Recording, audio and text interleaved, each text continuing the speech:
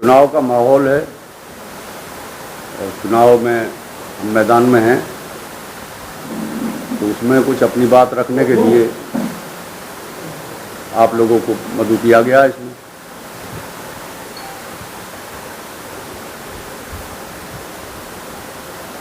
अगर चुनाव की बात की जाए तो कहाँ देखते हैं अपने आप को, क्योंकि अगर बात की जा रही है चुनाव को लेकर के 5 साल से पहले से ही आपके भतीजे हैं, काफी साल वो तैयारी कर रहे थे, लेकिन आखिर में आप चुनाव में आए हैं, चुनाव लड़ने के लिए आए हैं या अपने जो एक वाद विवाद आपका घर का चल रहा है उसको लेकर के आए हैं? ये एक मुद्दा है।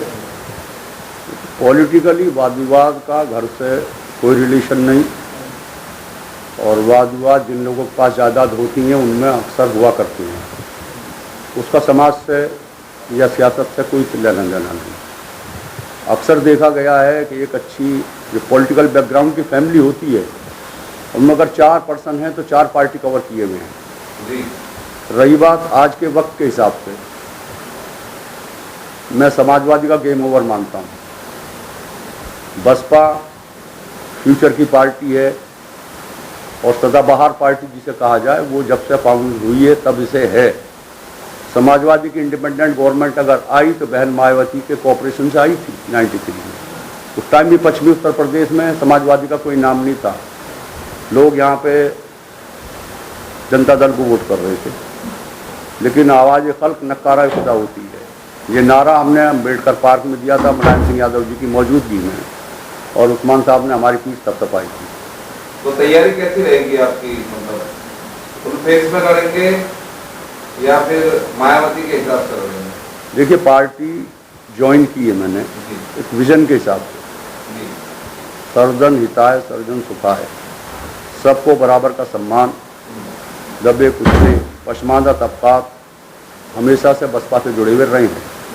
कभी कभी वक्तन फवक्तन गुमराह हो गए हैं तो चीज़ अलग रही है। दासना में बसपा का अभी तक का देखा गया है कि इतना बड़ा वोट बैंक है नहीं, तो ऐसे में आपने इतना बड़ा रिस्क कैसे लिया? दासना में बसपा का वोट बैंक जो नेचुरल वोट बैंक होना चाहिए, बहुत बड़े पैमाने पर, बहरहाल उसे एनकरेज करने वाला पर्सन चाहिए, अच्छा चेहरा। लेकिन बात करें, आपने भी ये कहा था कि समाजवादी का थोड़ा साफ क्षेत्र से हो चुका है। अगर बात करें विधानसभा चुनाव के दौरान 90% वोट समाजवादी को आपके दासना से जाता है, इस बारे में क्या कहेंगे? इस बारे में देखो, ये ज़्यादा बड़ी राजनीति होगी, मैं लोकल इलेक्शन कर रहा हूँ, लेकिन अगर इस बारे में आप एक टूक दो टूक जवाब मेरा है कि आप आजम खान साहब के बेड सोर्स देख सकते हैं। वो बेड सोर्स पूरे यूपी की कौम को दिख रहे हैं, लिहाजा गेम ओवर। जी, बहुत बढ़िया। तो आज जो प्रेस कॉन्फ्रेंस के माध्यम से क्या संदेश देते हैं? प्रेस कॉन्फ्रेंस के माध्यम से मैं तो दासने की जनता से मुखातिब हूँ, सेवा का मौका चाहता हूँ। रहा एक्टिविटी का मैटर, एक्टिव तो मैं यहाँ से 1982 से हूँ, लेकिन मैं इलेक्शन ऑर्गेनाइज करता रहा। मेरा विज़न कभी इम्प्लीमेंटेशन नहीं हुआ, लागू नहीं किया गया। अपने विज़न पर काम करने के लिए जो बहन जी का भी इशू है, सर्वजन हिताय सर्वजन सुखाय, मुकम्मल सर्वांगीण विकास अपने कस्बे का, अपनी कौम का, अपने माशरे का करने की गरज से मैं ये समझ चुका हूँ, ये मेरा ये यकीन हो गया कि अलावा तेरे कोई नहीं कर सकता। किसी ने भी कभी मेरे विजन को एक्सेप्ट नहीं किया, इलेक्शन में यूज किया, लेकिन अमल किसी ने नहीं किया। क्यों नहीं किया, मैं इस पर भी कमेंट नहीं करूँगा। ये उनकी सोच, अपने अपने इंटेलेक्चुअल पावर की बात है, वो कौन कहाँ तक सोचता है। आज जो आयोजन हुआ है, आज जो ये आयोजन हुआ है शारदा यूनिवर्सिटी द्वारा केंद्र लगाया गया, इसके बारे में बताइए, कितने लोगों ने यहाँ पे लाभ लिया?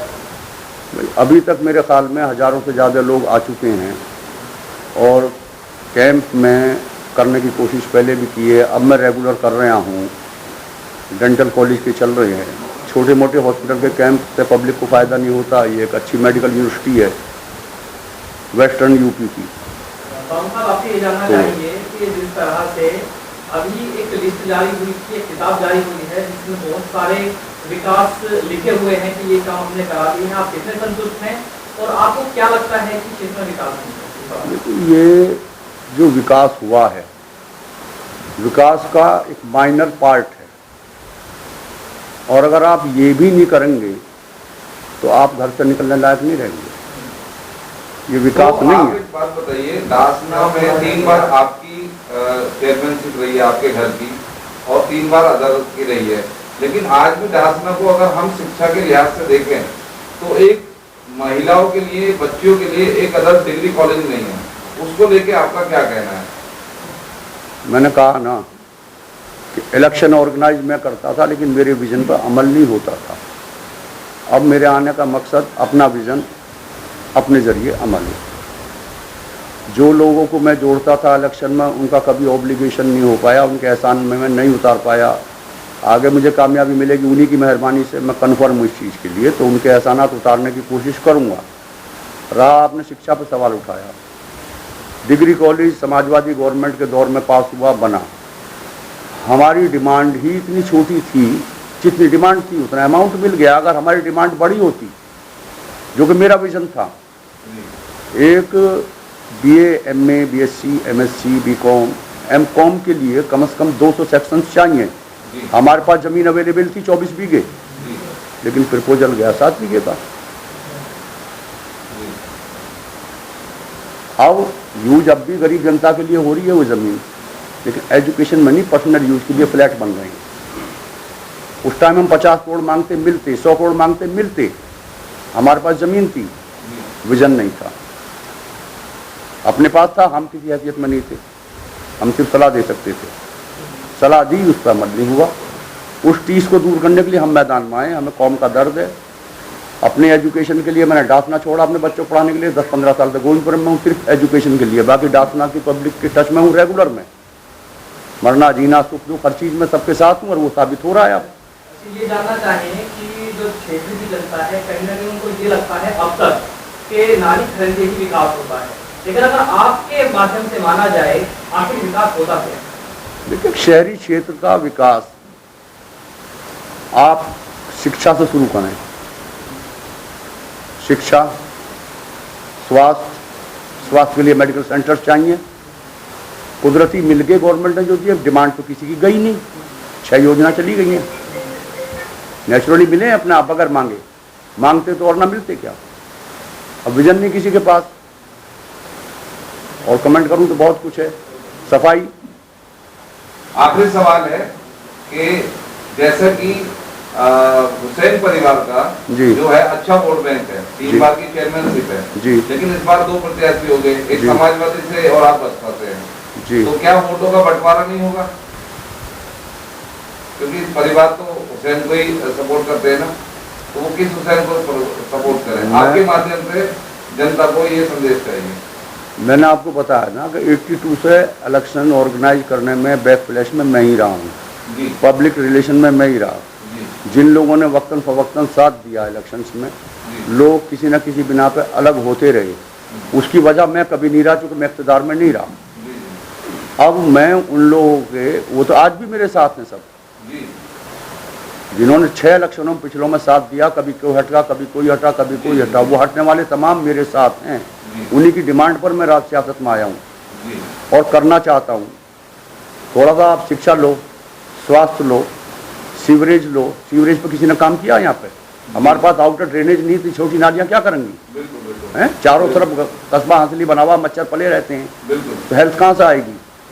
लाइट का कोई इंतजाम नहीं। इतना बड़ा कस्बा, हिस्ट्रिकल कस्बा, जो सहारनपुर की तहसील रही, मेरठ की तहसील रही, आज चलिए गाजियाबाद जिला बन गया, लेकिन डासना तो डाउन गया है। 1931 में भी चेयरमैन ही थी, तब डासना यहाँ के 2 किलोमीटर दूर बाउंड्रीज हुआ करती थी। आज डासना क्या है?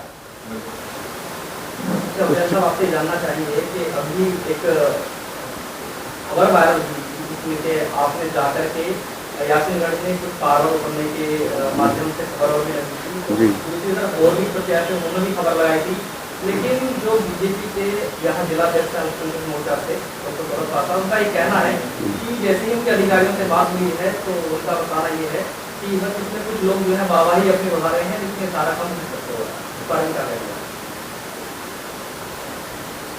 इतने सामाजिक काम पर्दे के पीछे रहते हुए इतने किए हैं मैंने, जिनका कभी क्रेडिट लेने की कोशिश मैंने नहीं की।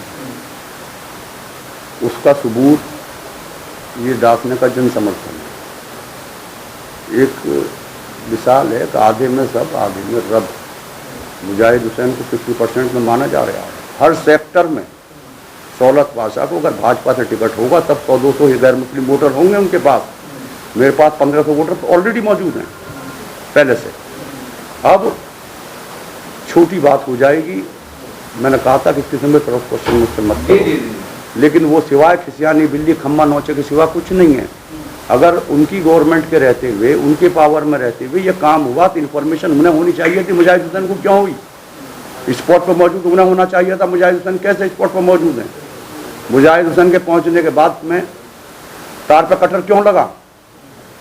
हाजी जमील का बयान सुन लेना, वो उन्हीं के आदमी है। सबसे पहले जहाँ तक कि ये ऐसे क्वेश्चन मत करो भाई।